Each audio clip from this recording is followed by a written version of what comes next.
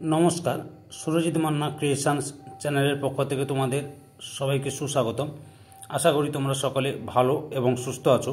আমি তোমাদের জন্য এই ভিডিওটিতে তুলে ধরছি 2026 সালের উচ্চ মাধ্যমিক পরীক্ষার্থীদের তথা 2025 সালের ক্লাস 12-এর ছাত্রছাত্রীদের জন্য থার্ড সেমিস্টার পরীক্ষা 2025-এর জিওগ্রাফি তথা ভূগোলের দ্বিতীয় অধ্যায় ভূমিরূপ গঠনকারী প্রক্রিয়া বা ভূগাঠনিক প্রক্রিয়া থেকে 110টি এমসিকিউ প্রশ্নের সম্পূর্ণ সমাধান করছি। এটি হচ্ছে সেট 2।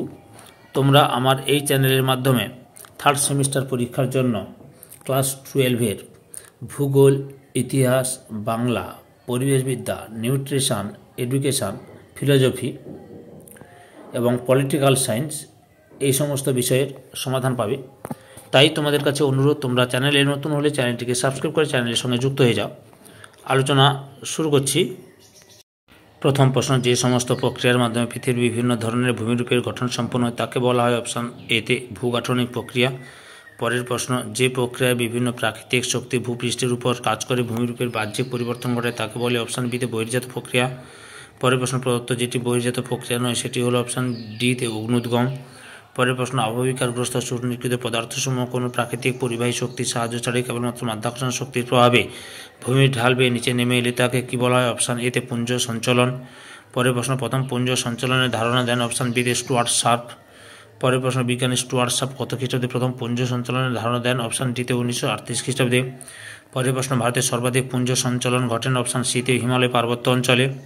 পরের প্রশ্ন, কোন ভূবিজ্ঞানী পুঞ্জ সঞ্চলনের কারণগুলিকে দুটি ভাগে ভাগ করেন? অপশান বিতে শার্প। পরের প্রশ্ন, উচ্চতার সঙ্গে পুঞ্জ সঞ্চলনের সম্পর্কটি হল অপশান এতে সমানুপাতিক। পরের প্রশ্ন, ভূমির ঢাল অধিক হলে পুঞ্জ সঞ্চলনের পরিমাণ অপশান বিতে বৃদ্ধি পায়। পরের প্রশ্ন, কালিম্পং জেলার ধসের প্রধান কারণ হল অপশান এতে ধাপ চাষ। পরের প্রশ্ন, নিরাপত্তা সূচক 1 এর অধিক হলে পুঞ্জ সঞ্চলন অপশান বিতে অবশ্যম্ভাবী। পরের প্রশ্ন, পুঞ্জ সঞ্চলনজাত পদার্থ ভূপৃষ্ঠে স্তূপাকৃতভাবে সঞ্চিত হয়ে যে কোণ তৈরি করে তাকে বলা হয়? অপশান এতে রিপোজ কোণ। পরের প্রশ্ন, রিপোজ কোণের মান হয় অপশান বিতে 0 থেকে 90 ডিগ্রি। পরের প্রশ্ন, শিথিল পদার্থসমূহ অতি ধীর গতিতে নিচের দিকে নেমে এলে তাকে বলা হয়? অপশান এতে বিসর্পণ। পরের প্রশ্ন, বিসর্পণের গতিবেগ অপশান সিতে অনুধাবনযোগ্য নয়। পরের প্রশ্ন, বিসর্পণ মূলত কত ধরনের হয়? অপশান এতে 4 ধরনের। পরের প্রশ্ন, কোন উচ্চভূমির ঢাল বরাবর চূর্ণ বিচূর্ণ শিলাখণ্ড ও রেগলিত নিচে নেমে এলে তাকে বলা হয়? অপশান বিতে শিলা বিসর্পণ। পরের প্রশ্ন, স্কি বা ট্যালাস জল সম্পৃক্ত হয়ে অভিকর্ষণ টানে নিচে নেমে এলে তাকে বলা হয়? অপশান বিতে ট্যালাস বিসর্পণ। পরের প্রশ্ন, কোন বিজ্ঞানী কলোরাডো পার্বত্য অঞ্চলে 26 থেকে 36 ডিগ্রি নতিবিশিষ্ট ট্যালাস পর্যবেক্ষণ করেন? অপশান এতে বেহরে। পরের প্রশ্ন, সলিড ফ্লাকশন ও জেলি ফ্লাকশন কোন ধরনের পুঞ্জ সঞ্চলন? অপশান বিতে ধীর প্রবাহ। নেক্সট, সলিড ফ্লাকশন কথার অর্থ হলো অপশান এতে মৃত্তিকা প্রভাবক। পরের প্রশ্ন, মানুষের কানের লতির ন্যায় গোলাকার অভিক্ষিপ্ত আকারে অবস্থান করে অপশান বিতে সলিড ফ্লাকশন। পরের প্রশ্ন, সলিড ফ্লাকশনের ভূমির কৌণিক ঢাল হয়? অপশান এতে 2 থেকে 3 ডিগ্রি। অধ্যারোপিত লোভ সৃষ্টি হয় অপশান বিতে পুঞ্জ সঞ্চলনের ফলে। পরের প্রশ্ন, চিরতুষারাবৃত স্তরের উপর থাকা শিথিল পদার্থ বরফ গলা জলের সঙ্গে মিশে পর্বতগাত্র বরাবর অত্যন্ত ধীর গতিতে স্থানান্তরিত হলে তাকে বলা হয়? অপশান সিতে জেলি ফ্লাকশন। পরের প্রশ্ন, কত সালে প্রথম চূর্ণে কন জেলি ফ্লাকশন শব্দটি ব্যবহার করা হয়? অপশান ডিতে 1951 খ্রিস্টাব্দে।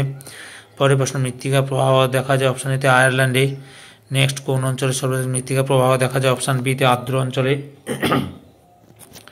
পরের প্রশ্ন, মৃত্তিকার সূক্ষ্মকণা বা দানা জলের মাধ্যমে সম্পূর্ণ বা সম্পৃক্ত হয়ে পর্বতের গা বেয়ে নিচে নেমে এলে তাকে বলা হয়? অপশান এতে কর্দম প্রবাহ। পরের প্রশ্ন, কর্দম প্রবাহে মৃত্তিকার ঢাল হয়? অপশান বিতে 35 থেকে 50 ডিগ্রি সেলসিয়াস।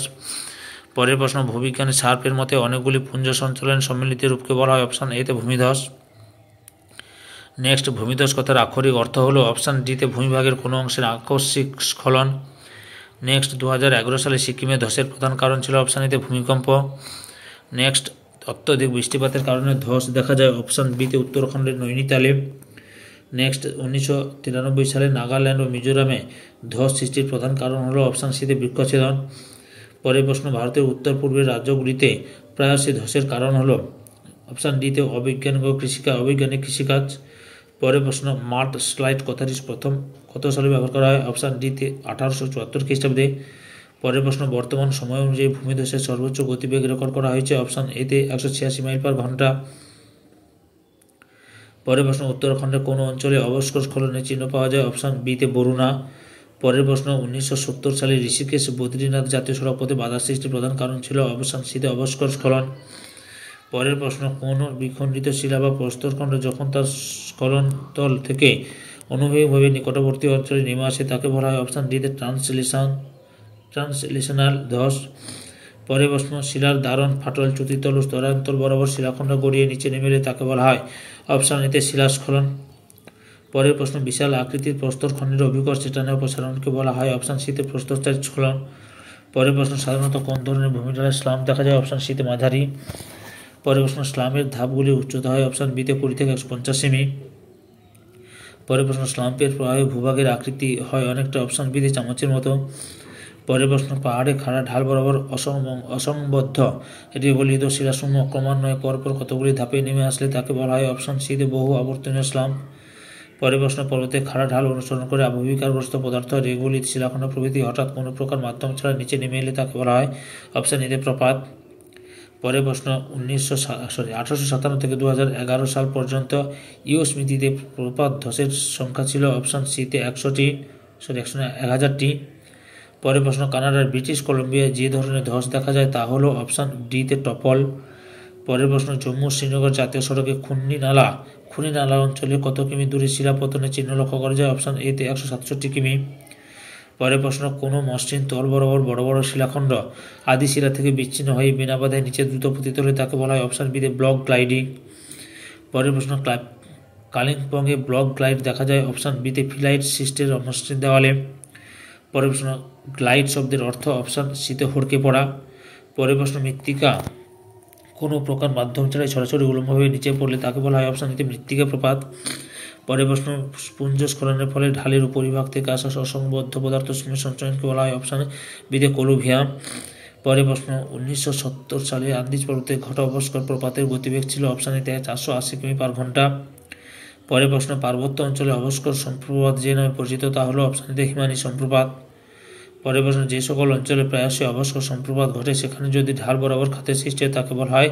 অপশান বিতে অ্যাভালাঞ্চেজ চুটেজ। পরের প্রশ্ন ভূমি ঢালের উপরে থাকা মৃত্তিকা শিলাখণ্ড প্রস্তরখণ্ড প্রভৃতি ঢালের নতির দিকে অন্য কোনো দিকে সরে না গিয়ে নিচের দিকে বসে গেলে তাকে বলা হয়? অপশান সিতে অবনমন। পরের প্রশ্ন প্রকৃতি অনুযায়ী অবনমনকে কটি ভাগে ভাগ করা যায়? অপশান এতে 2টি। পরের প্রশ্ন রানীগঞ্জ আসানসোল কয়লা খনি অঞ্চলে অবৈজ্ঞানিক প্রথায় কয়লা উত্তোলন কোন ধরনের পুঞ্জ স্খলনের উদাহরণ? অপশান বিতে অবনমন। পরের প্রশ্ন ভেনিস শহরে ক্রমশ বসে যাওয়ার কারণ হলো? অপশান এতে খনিজ তেল উত্তোলন।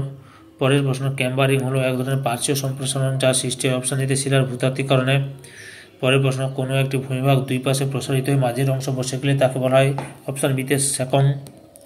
পরের প্রশ্ন কত সালে ভূবিজ্ঞানী শার্প পুঞ্জ সঞ্চালনের শ্রেণীবিভাজন করেন? অপশান ডিতে 1980। পরের প্রশ্ন ভূবিজ্ঞানী ভার্নেস কত সালে পুঞ্জ সঞ্চালনের শ্রেণীবিভাজন করেন? অপশান ডিতে 1958 সালে।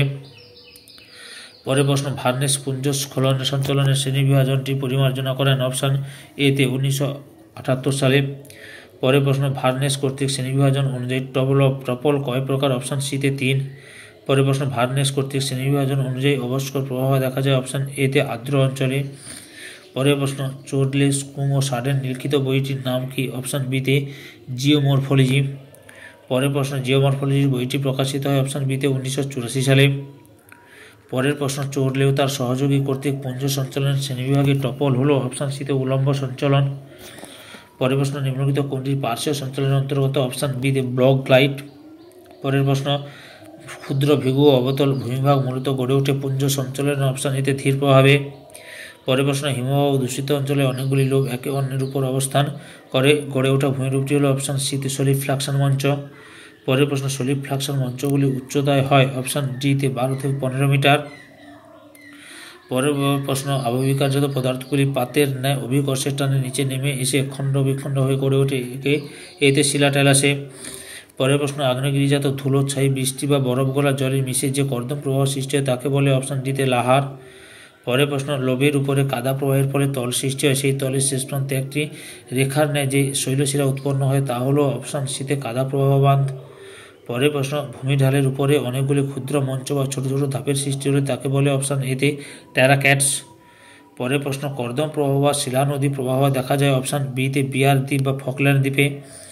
পরের প্রশ্ন, পৃথিবীর বৃহত্তম সুপেয় জলের সঞ্চয় হলো অপশান ডিতে হিমবাহ। নেক্সট, পৃথিবী পৃষ্ঠের হিমবাহের মোট ক্ষেত্রফল প্রায় অপশান বিতে 150 লক্ষ বর্গ কিলোমিটার।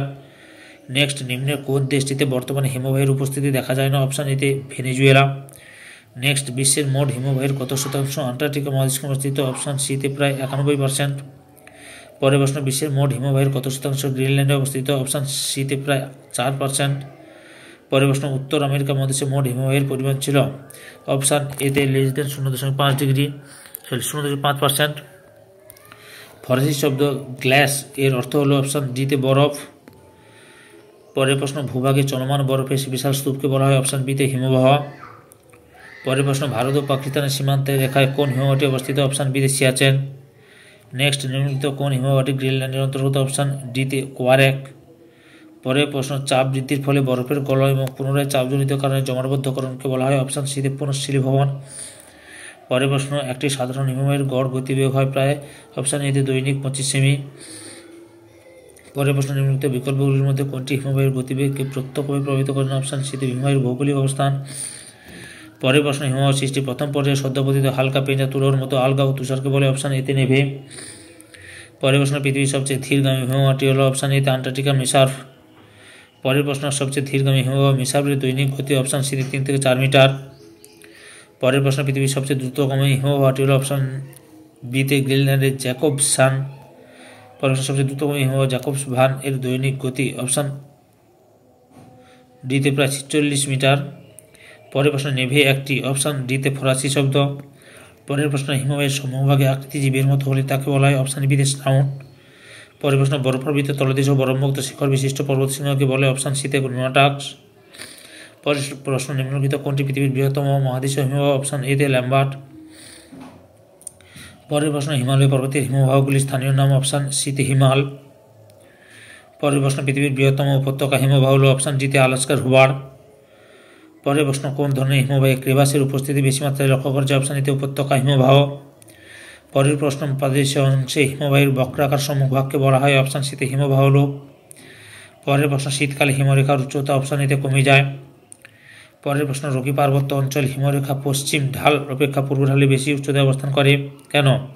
উষ্ণ বায়ু প্রবাহের জন্য। পরের প্রশ্ন, হিমশৈল যে অংশে সমুদ্র জলের তলায় থাকে তাকে বলা হয়? অপশান এতে 8/9 ভাগ। পরের প্রশ্ন, বিশ্বের বৃহত্তম আইস শেপটি হল? অপশান সিতে রস আইস শেলফ। পরের প্রশ্ন, বার্থ শব্দের অর্থ কী? অপশান ডিতে পর্বত। পরের প্রশ্ন, সারুন্ড শব্দের অর্থ কী? অপশান বিতে ফাটল। পরের প্রশ্ন, হিমবাহ পর্বতগাত্রের মধ্যে সৃষ্ট সংকীর্ণ গভীর ফাটলকে বলা হয়? অপশান ডিতে বারশুন্ড।